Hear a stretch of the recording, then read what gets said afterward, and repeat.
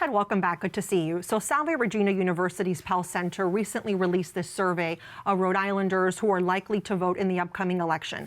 A lot to this survey, but let's start with the presidential race. The poll shows that if the election were held today, 40% of likely voters would support Joe Biden, 33% would support Donald Trump, 12% would support independent Robert F. Kennedy Jr., and 11% are not sure. That's a relatively close result considering that Rhode Island is a reliably blue state. That was definitely my reaction, Michelle. Of course, we always have to give the usual caveats. This is just one poll. It's just a snapshot in time. And we should say that there was a University of New Hampshire poll recently of Rhode Island voters that gave Biden a bigger lead than this. But I do think when you look closely at the findings, you can kind of understand what's happening here. It looks like, as we've seen in other polls nationally, Joe Biden has a bit of an enthusiasm problem with Democrats. They're not coalescing behind him. Most Democrats are voting for him, obviously, but not to the degree that Republicans are voting for Trump. And that's why he is underperforming where you'd expect a Democratic candidate to be versus previous elections. Let's move on to another result. The poll shows that 57% of Rhode Island voters agree with the recent decision by a jury in New York to convict Trump in the so-called hush money trial, while 35% disagree, which we should point out that just because people are not supporting President Biden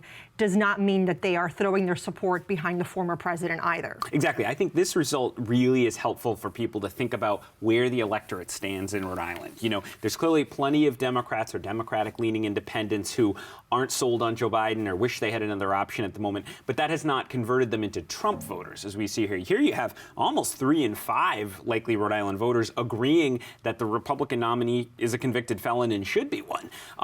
Not a great base to start from as you're trying to win them over to vote for you. And then the other thing is the context, right? Republicans have not won a major race in Rhode Island now in almost 20 years. Trump's getting that roughly a third of the vote that Republicans consistently get in Rhode Island. The problem is they can't seem in any election to build on that into the 40s and up to 50% plus 1 to win. Let's look at what the poll found about Governor Dan McKee, who is now in his 4th year in office. The survey shows only 36% of Rhode Island voters approve of the job McKee is doing as governor, while 54% disapprove and 1 in 10 are not sure. Of course, those are not the numbers that Governor McKee and his advisors want to see at this point. No, and it's interesting, Michelle, because when I saw that, part of what I thought about was this is a pattern of governors in Rhode Island having low approval ratings for, frankly, a long time. Gina Raimondo struggled with low approval ratings other than during COVID, where she saw a bump.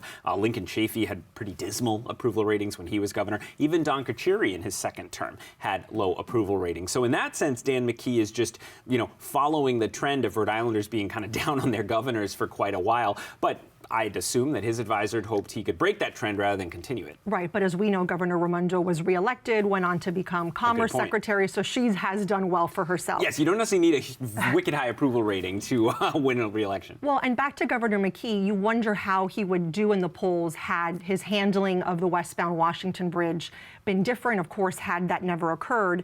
The poll shows that only 29% of Rhode Island voters approve of how McKee handled the bridge situation, again, having to close the westbound side of the bridge, while 59% disapprove.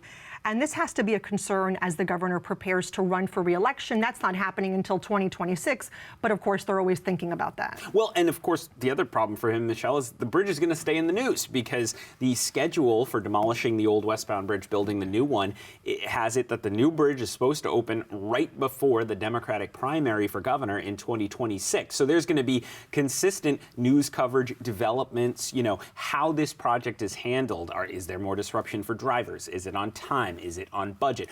All of that, I think, is going to be in voters' minds, maybe not every day, but it's going to keep coming up over the next 2 years and be one of the ways they're judging the governor. In the short term, the big question right now is what will the cost actually be to to build the new bridge? We're waiting for those bids in July. I think that's going to be a telling moment coming right up. And it's worth stressing, too, with these polls, it's one brief snapshot of a moment in time. We both know that things can quickly change if this poll were conducted say 2 months from now? Absolutely. You mentioned Gina Raimondo. Think about what happened there. She had been fairly unpopular. Yes, she won re-election, but her approval rating had never been great during her time in office. COVID hits. People liked how she handled that initially. She saw this wild surge in her approval rating. So yeah, I think it shows here, crises can change people's opinions one way or the other. I think for McKee, the bridge crisis hasn't been a time voters were thrilled, clearly, with what he was doing, and that's been a problem for him. But maybe he can turn that around, or maybe a different crisis gives him a different opportunity. Thanks so much, Ted. Good to be here.